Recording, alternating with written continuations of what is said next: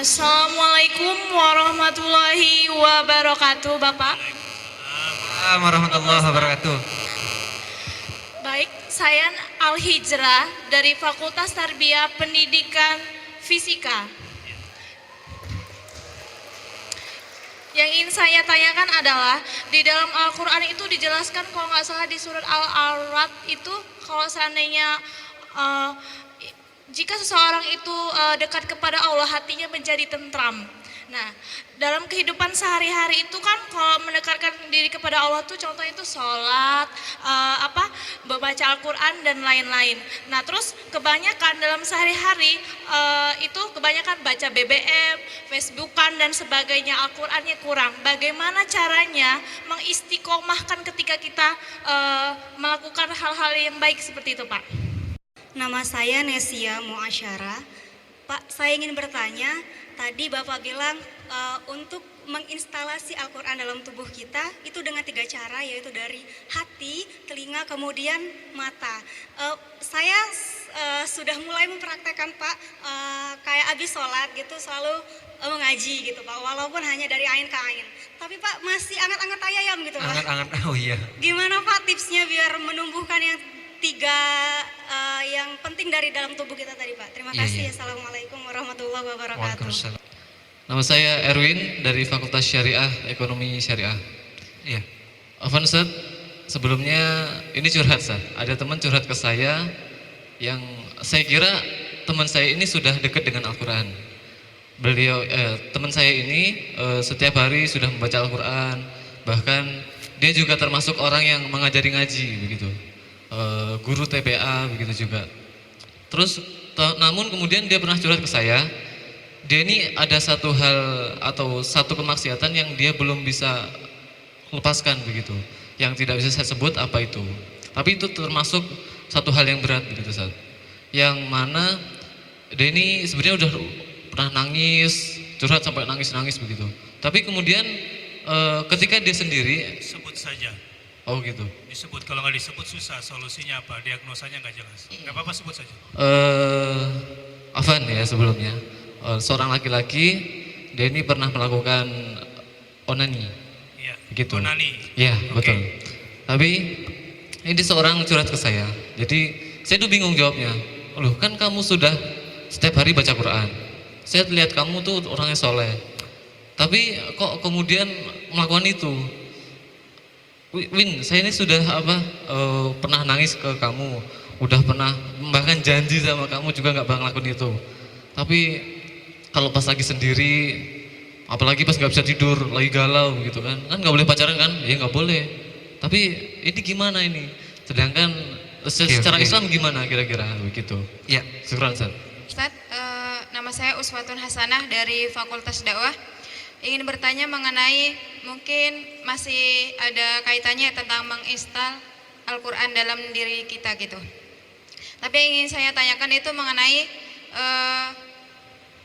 bagaimana gitu ya, bagaimana ketika kita bagaimana kita untuk bisa menghafal Al-Quran gitu. Itu yang pertama. Yang kedua, ketika kita mau memurojaah gitu ya, ingin memurojaah itu sangatlah sulit, itu tipsnya bagaimana. Kemudian yang ketiga, ketika kita mau menggunakannya ketika sholat itu banyak sekali hambatannya, itu triksnya, solusinya seperti apa? Terima kasih. Wassalamualaikum warahmatullahi wabarakatuh. Untuk Al-Hijrah dengan Nasiah Muasyarah ya. Pertanyaan kedua saya gabungkan saja, ini agak mirip. Bagaimana agar bisa mengistiqomahkan dan kemudian menumbuhkan semangat itu dari Nasiah tadi, Muasyarah itu. Quran itu perlu kita ketahui, dia bukanlah seperti buku-buku kalian ini, bukan. Dia adalah sebuah media interaktif. Jadi kan kalau kita baca surah Al-Fatihah, Bismillahirrahmanirrahim, Alhamdulillahi Rabbil Alamin, Allah menjawab, Hamidani Abdi. Ar-Rahmanir-Rahim, Allah menjawab, Majadani Abdi. Sampai 7 ayat. Jadi setiap ayat yang kita baca itu itu sebetulnya kita sedang berhadapan-hadapan dengan Allah Subhanahu wa taala. Kesadaran ini yang harus ditumbuhkan agar kita selalu bersemangat. Saya pribadi misalnya, sampai sekarang ini belum kesampaian jadi guru ngaji. Ternyata berat. Khairukum man ta'allama al-Qur'an wa 'allama. Ini lafdzun am. Orang yang terbaik di antara kalian adalah orang yang mempelajari Al-Qur'an dan mengajarkannya pada orang lain. Hadis ini begitu memotivasi saya. Sungguh hadis ini memotivasi saya. Jadi semua karir, sebutkan semua karir yang hebat di muka bumi ini. Sebutkan semua fakultas yang paling bagus di muka bumi ini. Kata Rasulullah SAW, yang terbaik dari semua fakultas, yang terbaik dari semua karir, yang terbaik dari semua perjuangan disiplin ilmu adalah man ta'allamal Qur'ana wa 'allamah. Yang mempelajari Al-Quran dan mengajarkannya. Itu tentu disesuaikan nanti bidang kecenderungan Anda dulu. Mulainya apa? Tadi fisika misalnya, banyak sekali ayat-ayat tentang fisika. Nah, supaya semakin tertarik dan kalian tidak mau berpisah, saya kasih metodologinya, namanya tadabbur. A'udzu billahi minasyaitonir rajim. Kitabun anzalnahu ilaika mubarakun liyadabbaru ayatihi waliyatadzakkara ulul albab. Kitab sebagai manual life aku turunkan kepadamu wahai Muhammad. Mubarakun, banyak sekali manfaatnya. Jadi kalau kita tahu sudah ada banyak manfaat di situ, kita tidak akan pernah mau berpisah dengannya. Tapi dengan cara liyadabbaru ayatihi. Metodenya saya ingin beritahukan, hanya ada satu kata tafsir di dalam Al-Quran, tapi ada 4 kata tadabbur di dalam Al-Quran. Karena metode yang diinginkan oleh Al-Quran bagi siapa saja yang ingin sungguh-sungguh mendapatkan mutiara Al-Quran, metodenya adalah tadabbur. Liyadabbaru ayatihi. Bertadabbur itu mengaktifkan ini. Ini nggak aktif, tetapi kita bisa pinter. Kamu hafal lagu Potong Bebek Angsa? Paham? Kita lomba ya? Iya. Kamu baca atau lagukan Potong Bebek Angsa, tapi tanpa lagu. Seperti saya baca Quran tanpa lagu. Tapi cepatnya secepat saya. Tanpa nada. Oke, tanpa nada tapi cepat seperti saya membaca Quran. Oke? Dengarin dulu saya. A'udzu billahi minasyaitonir rajim. Innal ladzina qalu rabbuna Allah tsumma istaqamu tatanazzalu 'alaihimul malaikatu alla takhafu wa la tahzanu wa basyiru bil jannati allati kuntum tu'aduna nahnu awliya'ukum fil hayatid dunya wa fil akhirah wa lakum fiha ma tashtahi anfusukum wa lakum fiha ma tad'un. Nuzulan min ghafurir rahim wa man ahsanu qawlan mimman da'a ila Allah wa amila shalihan wa qala innani minal muslimin. Gitu ya. Sekarang coba potong bebek sama-sama di kuali, oke? Kita lomba. Siapa yang menang? 1, aturannya 3. Yang tersendat kalah. Yang lambat kalah. Ya, yang keserimpet slip kalah. Oke? Oke. 1, 2, 3. Potong bebek angsa masak di kuali nona minta dangsa dan 4 kali dan 4 kali. kuntum tu'aduna awliyakum fil hayatid dunya wa fil akhirah wa lakum fiha ma tashtahi anfusukum wa lakum fiha ma tad'un nuzulan min ghafurir rahim wa man ahsanu qawlan mimman da'a. Tewas. Tahu kenapa? 1 kali lagi Ustaz, coba lagi. Oke, tes. Oke. Enggak usah pakai saya. Kalau pakai saya mungkin terganggu. Kamu sendiri aja. Waduh. 1, 2, 3. Potong bebek angsa masak di kuali nona minta dangsa dan 4 kali, sorong ke kiri sorong ke kanan lalalala. Iya. Lambat ya. Lambat. Yang saya mau potong bebek angsa masak di kuali nona minta dangsa. 1, 2, 3. Potong bebek angsa masak 2 kali nona minta dangsa dan 4 kali. Ulangi tes. Iya. Jangan potong bebek angsa, jangan. Tet gitu. Ya. Potong bebek angsa masak di kuali. 1, 2, 3. Potong bebek angsa masak di kuali nona minta dangsa dan 4 kali. Stop. Enggak usah dipaksakan. Saya mau bilang begini. bahasa Al-Quran itu jauh lebih mudah untuk dikonsumsi kulit otak bagian atas. Dan Al-Quran itu lebih kompatibel dengan lidahnya orang Lampung ketimbang bahasa Indonesia, bahkan ketimbang bahasa Lampung sendiri. Betapa beratnya kan otak kamu. Sekarang kamu baca ayat kursi secepat saya baca tadi. 1, 2, 3. Allahu la ilaha illa huwal qayyum la ta'khudhuhu sinatun wa la nawm lahu ma fis samawati wa ma fil ardi man dhal ladzi yashfa'u indahu illa bi'idznihi ya'lamu ma baina aydihim wa ma khalfahum wa la yuhituna bi syai'in min ilmihi illa bima syaa wa syaa kursiyuhu samawati wal ardi wa la yuhituna bihi wa huwal 'aliyyul 'azim. Berat gak otaknya? Enggak, potong bebek angsa berat gak? Berat. Apalagi yang lagunya sakitnya tuh di sini, semakin berat jiwanya. Oke? Ya. Sekarang kalian sudah lihat, supaya tambah semangat lagi, Quran itu jauh lebih mudah dengan semua bahasa dibanding semua bahasa. Dan lidah kita ini lebih kompatibel. Yang pertama tadi lagu berat, tapi Quran tidak berat. Pertanyaan saya, potong bebek angsa kamu paham gak tadi? Paham. Ayat kursi paham gak? Insyaallah. Nggak terlalu paham dia baca Enggak tadi. terlalu artinya. Tapi beda kan? Nggak paham justru ringan, yang paham malah berat. Ini sedikit saja keajaiban dari Al-Quran. Dan itu akan berpengaruh kepada seluruh molekul tubuh. Jadi orang-orang yang membaca Quran, orang-orang yang mendalami Al-Quran, dicerdaskan oleh Al-Quran. Amin. Mau tahu buktinya? Tidak ada yang pernah menyangka bahwa peradaban di Jazirah Arab yang tandus, kering, tanpa sumber daya alam, dengan sumber daya manusia yang rendah, bisa meruntuhkan dua peradaban Persia seperti Amerika sekarang, Romawi seperti Eropa sekarang, runtuh. Kenapa? Rasulullah tidak sekolahkan anak-anaknya dari Jazirah Arab ke Persia. Tidak. Rasulullah tidak mengajarkan apapun walaupun ada Salman Al-Farisi di situ, apalagi tentang Romawi. Belajar dulu kitab peradabannya Al-Quranul Karim. Allah. Kalau kamu mau istiqomah, insya Allah lanjut ke sana. Nah, kalau mau aktif lebih semangat lagi 3 organ tubuhnya, lihat. Terima kasih, duduk. Ini kalau mau semangat. Kesalahan terbesar teori Darwin sehingga tersesat dalam memahami konsep manusia. Saya bilang dengan Dignas, saya kumpulkan guru-guru SMU Lab School se-Indonesia, saya berikan training di Puncak. Guru-guru Al-Azhar, bahkan guru-guru SMA 8 yang paling maju di Jakarta. Saya bilang, kurikulum pendidikan 2013 berkarakter apa yang akan Anda ajarkan kepada siswa kalau konsep kemanusiaannya belum jelas.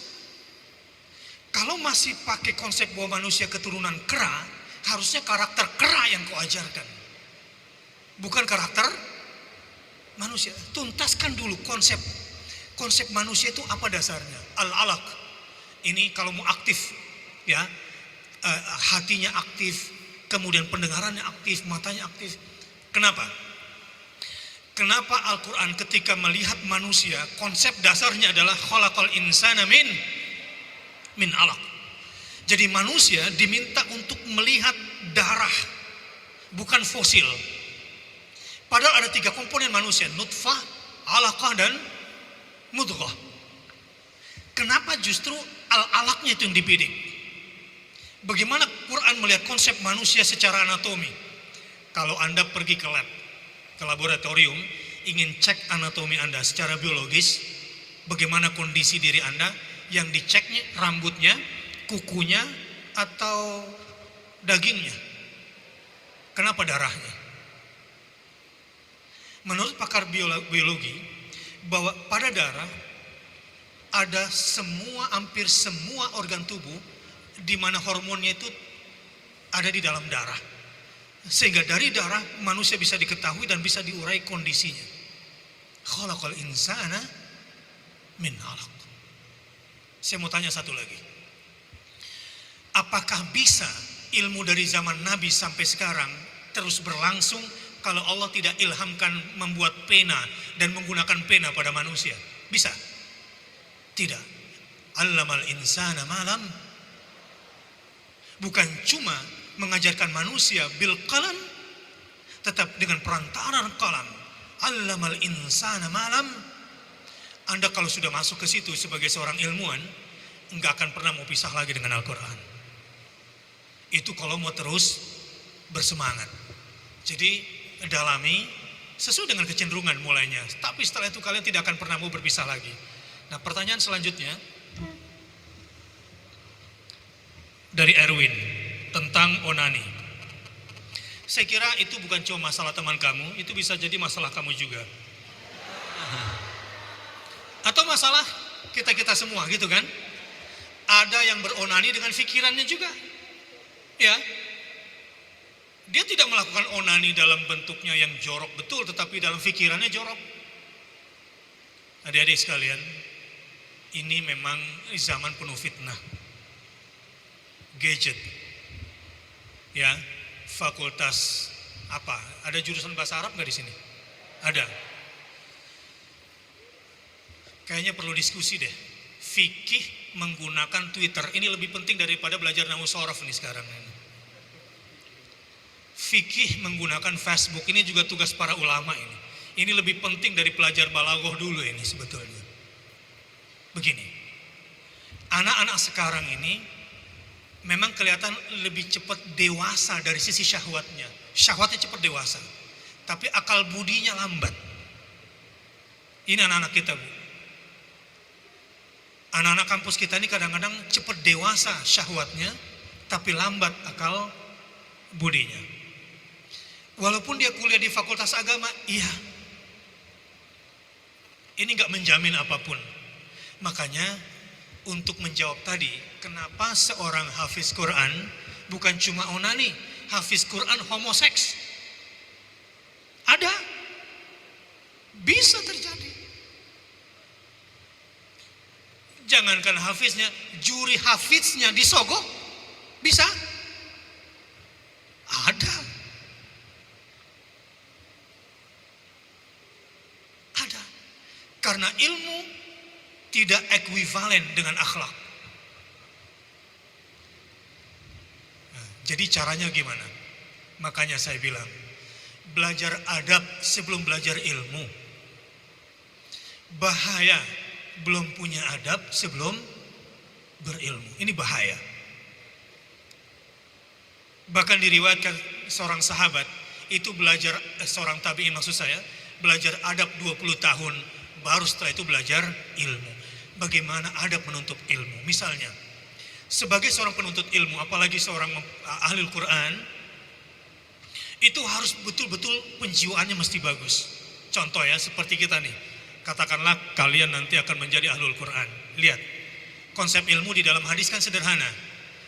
Man salaka tariqan yaltamisu fihi ilman sahhalallahu lahu tariqan ilal jannah. Ini konsep ilmu, konsep menuntut ilmu. Barang siapa berjalan di satu jalan untuk mendapatkan ilmu, maka sesungguhnya akan dimudahkan kepadanya jalan masuk surga. Berarti kalian kuliah di IAIN ini sebetulnya sedang dalam proses mudah masuk surga. Oke. Kalau mau masuk surga, kelakuannya jangan seperti calon penghuni neraka. Ini dulu. Yang kedua, man kharaja li talabil ilmi fahuwa fi sabilillahi hatta yarji. Barang siapa yang keluar dari rumahnya menuju kampus Raden Intan, sebetulnya dia sedang dalam proses fi sabilillah. Orang fi sabilillah tidak boleh bermaksiat kepada Allah. Kaifa ta'sillah wa anta fi sabilillah? Kok bisa Anda bermaksiat kepada Allah padahal Anda sedang di jalan Allah? Aneh. Dan satu hal, kaifa taqra kitab Allah wa anta ta'sillah? Bagaimana mungkin kamu sedang membaca kitab Allah, sedang ingin menjadi ahlullah wa khassatuh, tetapi kalian bermaksiat kepada Allah? Ini nggak bisa, nggak boleh. Jadi penjiwaan seperti itu dulu yang mesti ditanamkan secara dalam. Dan ini memang Bapak Ibu sekalian, pekerjaan dosen yang agak berat adalah mengukir jiwa, melukis hati. Selanjutnya barulah belajar adab. Ini masalah onani. Kalau memang usianya sudah balik, ya dia mesti menyadari kelemahan dirinya. Kalau kelemahan dirinya adalah misalnya pada masalah seksualitas, ini sebetulnya perlu konsul langsung untuk mengetahui di mana kondisi secara umum. Tetapi kalau kamu ingin nasihati teman kamu dan ada yang sudah terpancing suka onani, kalian harus ingat, satu kali kalian melakukan itu, rusak otak kalian. Ada banyak syaraf di otak kalian yang hancur dan itu nggak bisa kembali lagi dan kalian menjadi bodoh.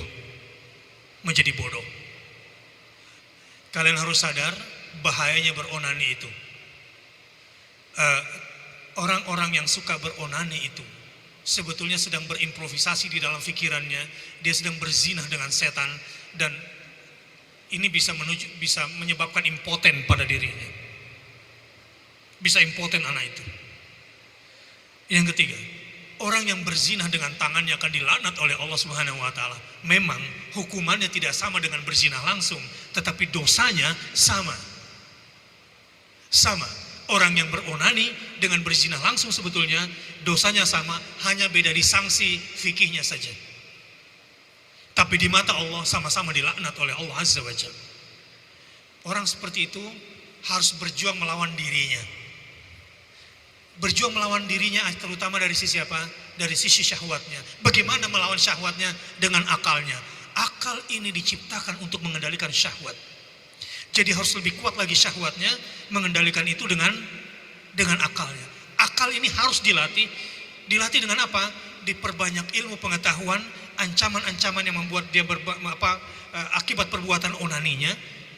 Kemudian lebih dekat lagi kepada kesalehan, kemudian membaca hadis-hadis tentang wara, tentang zuhud, tentang bagaimana menjaga kesucian diri. Ini penting dan terutama jauhi tontonan-tontonan, gambar-gambar porno itu. Itu yang mesti dijauhi karena itu sahmun min asum syaitan. Gambar-gambar porno itu salah satu panah yang paling beracun di antara panah-panahnya setan. Itu biasanya baca Quran tapi suka lihat porno. Baca Quran tapi suka lihat film porno, ini gak akan ketemu selama-lamanya. Terakhir, dari uswatun hasanah. Begini, cara mudah menghafal Quran, kalau kalian ingin menjadi hafiz Quran, hafalkan sekarang juga. Dan cara mudah menghafal Quran, ini saya juga belajar dari junior saya, Ustadz Deden itu hafal Quran kasar itu 19 hari. 19 hari 30 juz masih kasar. Kemudian mantep hafalannya 30 juz dan gak lupa lagi 59 hari. Saya kasih tahu caranya. Caranya begini. Sistem sekali lihat, sekali hafal. Ya, sekali lihat, sekali hafal. Mindsetnya memang pertama harus fokus dan bilang Quran ini mudah 4 kali. Mudah. Kemudian baca ayat yang benar dari awal sampai akhir, baru kemudian hafalkan sesuai dengan comotannya. Comotan itu apa bahasa Lampungnya ini? Kalau makan. Apa namanya? Misalnya comotannya begini. A'udzubillahi minasyaitonirrajim. Wa kadzalika auhayna ilaika, atau wa kadzalika auhayna ilaika ruham min amrina. Anda mau yang mana? Yang pertama atau yang kedua? Kalau yang kedua panjang comotannya, kalau yang pertama pendek, mau yang mana? Saya mau bacakan ayat 52 tadi. Wa kadzalika auhayna ilaika ruham min amrina ma kunta tadri mal kitabu walal iman. Itu comotan saya. Kalau Anda mau yang mana? Wa kadzalika auhayna ilaika ruham min amrina. Mau yang ini? Coba tes. Wa kadzalika auhayna ilaika.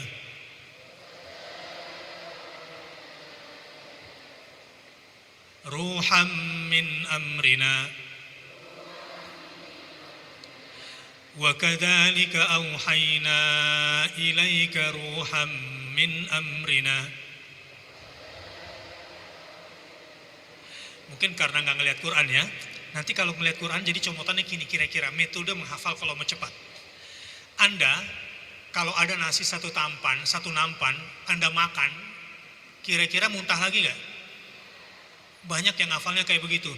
Allahu la ilaha illa huwal hayyul qayyum la ta'khudhuhu sinatun wa la nawm lahu ma fis samawati wa ma fil ardi man dzal ladzi yashfa'u indahu illa bi idzni. Dia hafal gitu.